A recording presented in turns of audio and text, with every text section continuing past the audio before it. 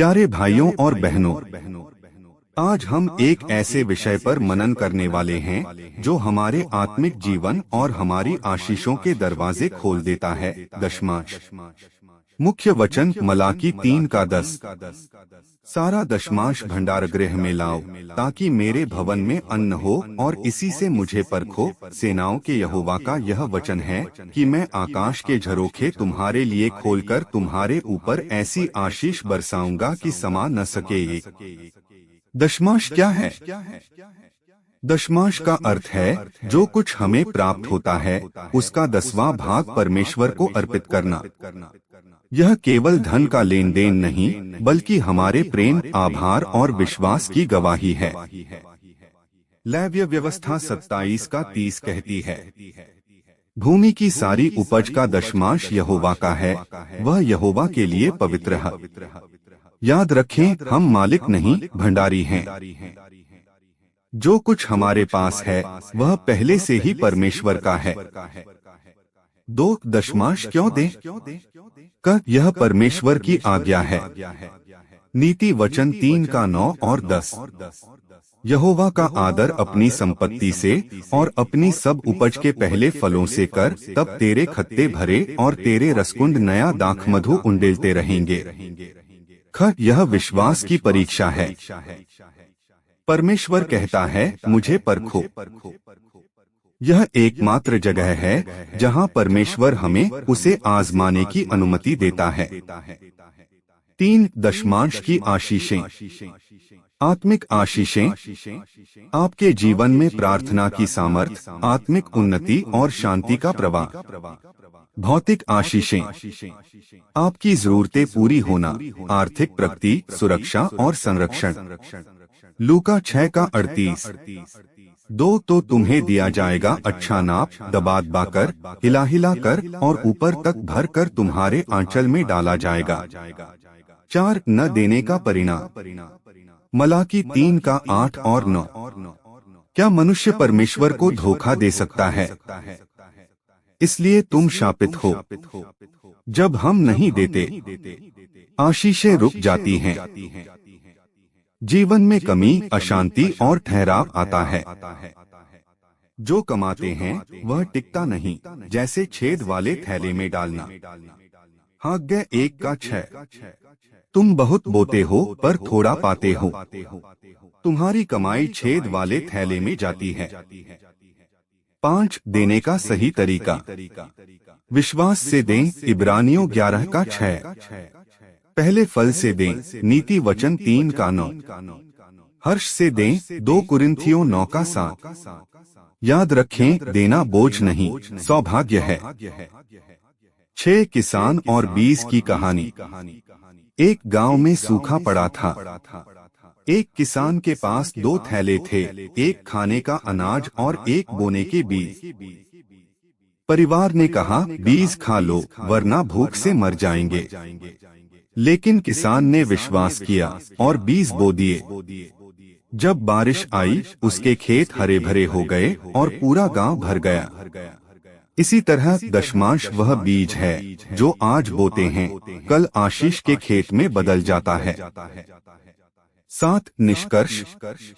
जब हम प्रेम, आभार और विश्वास से दशमांश देते हैं, परमेश्वर आकाश के झरोखे खोल देता है और ऐसी आशीष देता है जिसे हम संभाल भी नहीं सकते। मलाकी 3:10। मैं आकाश के झरोखे तुम्हारे लिए खोलकर तुम्हारे ऊपर ऐसी आशीष बरसाऊंगा कि समा न सके। प्रार्थना। हे प्रभु, जो कुछ मेरे पास है वह तुझसे है। आज मैं अपना दशमांश प्रेम, विश्वास और आभार से तुझे अर्पित करता हूँ। मेरे जीवन के हर क्षेत्र में तेरी आशीष बहा। आमीन।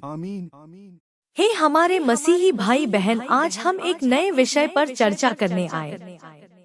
10वां अंश और उसकी आशीष। मुख्य वचन मलाकी 3:10। सारा दशमांश भंडारगृह में लाओ, ताकि मेरे भवन में अन्न हो।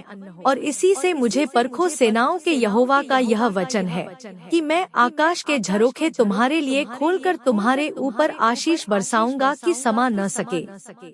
एक दशमांश क्या है? दशमांश का अर्थ है जो कुछ हमें प्राप्त होता है उसका 10वां भाग परमेश्वर को देना। यह परमेश्वर के प्रति हमारी भक्ति, आभार और विश्वास का प्रतीक है। हम उसे वही लौटाते हैं जो पहले उसने हमें दिया। लेव्य व्यवस्था 27 का 30, भूमि की सारी उपज और वृक्षों का फल जितना दशमांश होता है वह यहोवा का है, वह यहोवा के लिए पवित्र है। दशमांश विश्वास का प्रमाण और आशीष की कुंजी है। 2. दशमांश देना क्यों जरूरी है? यह परमेश्वर की आज्ञा है। नीति वचन 3 का 9 और 10 यहोवा का आदर अपनी संपत्ति से और अपनी सब उपज के पहले फलों से कर, तब तेरे खत्ते भरे और तेरे रसकुंड नया दाखमधु उंडेलते रहेंगे। परमेश्वर हमें परखने को कहता है। मलाकी 3 का 10 सारा दशमांश भंडारगृह में लाओ और इसी से मुझे परखो कि मैं आकाश के झरोखे तुम्हारे लिए खोलकर आशीष बरसाऊंगा। 3. दशमांश देने पर आशीषें। आत्मिक आशीषें, आत्मिक उन्नति, प्रार्थना में सामर्थ। 2 कुरिन्थियों 9 का 8, परमेश्वर सब प्रकार का अनुग्रह तुम्हें बहुतायत से देगा। भौतिक आशीषें, पुराने नियम का उदाहरण अब्राहम ने मल्किसिदेक को दशमांश दिया, उत्पत्ति 14 का 20, और परमेश्वर ने उसे देश, नाम और वंश की आशीष दी। आज का उदाहरण, एक मसीही अध्यापिका ने नियमित दशमांश देना आरंभ किया। पहले उनका घर आर्थिक तंगी से जूझ रहा था।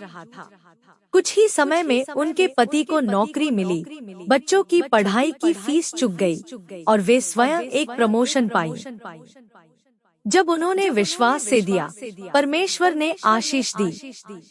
लूका 6 का 38-2, तो तुम्हें दिया जाएगा। 4. जब दशमांश नहीं देते तब मलाकी 3 का 8 और 9, क्या मनुष्य परमेश्वर को धोखा दे सकता है? फिर भी तुम मुझे धोखा देते हो, इसलिए तुम शापित हो। आशीषें रुक जाती हैं। जीवन में दरिद्रता, आत्मिक ठहराव और अशांति का प्रवेश होता है।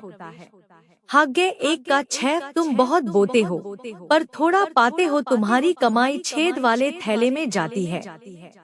5. दशमांश कैसे दे? विश्वास से।